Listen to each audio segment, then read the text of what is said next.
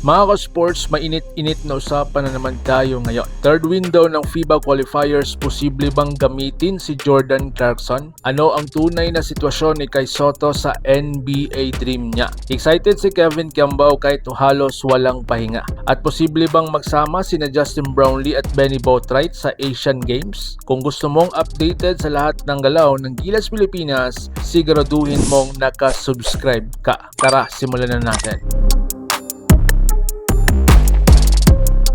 Mga ka-sports, kay Kevin Kiambao, puro puso sa third window. Hindi itinago ni Kevin Kiambao or mas kilala nating KQ ang kanyang excitement para sa third window. Pero alam nyo ba, halos wala siyang pahinga. Galing sa kanyang grind sa Korea, tapos pagdating sa Pilipinas, diretso ensayo agad. Walang reset, walang adjustment period. At dito natin makikita ang dalawang bagay. Unang-una, ang puso at dedikasyon niya sa Gilas. Pangalawa, mas malaking issue sa player management. Sa FIBA level, hindi sapat ang puso lang. Half second late sa depensa, parusa agad.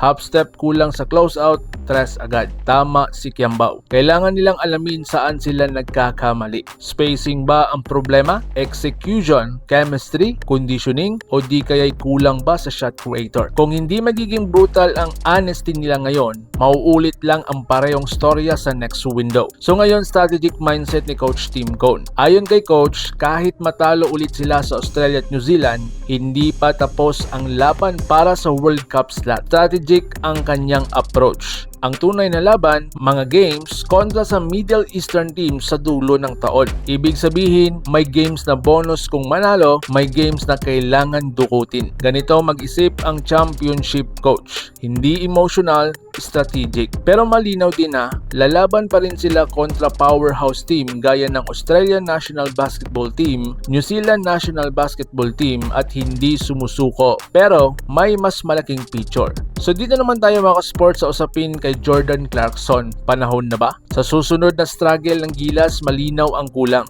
Isang legit guard na kayang mag-create ng sariling tira, mag-penetrate, mag-kick out, mag-collapse ng depensa. At ang skill set na yan ay makikita kay Jordan Clarkson. Si Clarkson ay isang proven NBA scorer. Kayang magbago ng tempo, threat mula labas hanggang loob. Kaya ang tanong ngayon, third window na ba ang tamang timing para gamitin siya?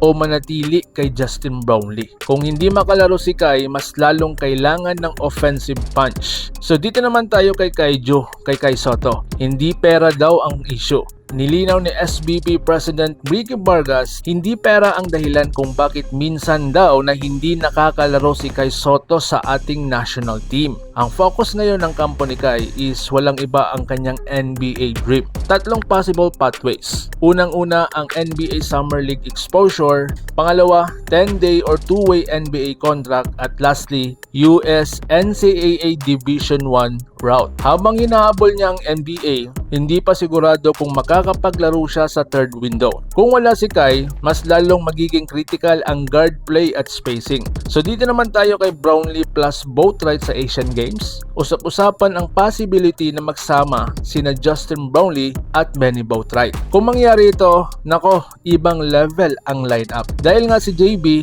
ay mas kilala natin sa leadership, IQ, clutch gene. Habang si Boatwright naman ay may size, stretch ability, inside-out threat. Pero malinaw, sabi ni Vargas, si Coach Cone pa rin ang masusunod. Hindi sapat na magaling pareho. Ang tanong, babagay ba sila sa sistema? Kung tama ang timpla, maaaring maging balance at versatile ang Gilas. So ngayon mga ka-sports, napakalinaw. Excited at gutom pa rin si KQ sa mga laro. Strategic ang mindset ni Coach Cone. Clarkson pwedeng maging game changer at Kai hinahabol ang kanyang NBA dream. Brownlee plus Boatwright equals intriguing combo. Pero sa dulo, hindi lang pangalan ang laban. Sistema, preparation, chemistry at timing. Kayo, anong masasabi ninyo? Clarkson ba sa third window o stick muna sa kasalukuyang core? Comment your thoughts below at babasahin ko yan. Like, share, and subscribe at pahit ng bell para updated tayo pareho sa mundo ng basketball world.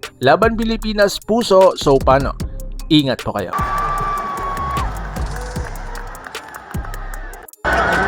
Mga ka-sports, kung hilig ninyong bumili ng mga Gilas jersey, Gilas accessories at mga gamit na pang basketball.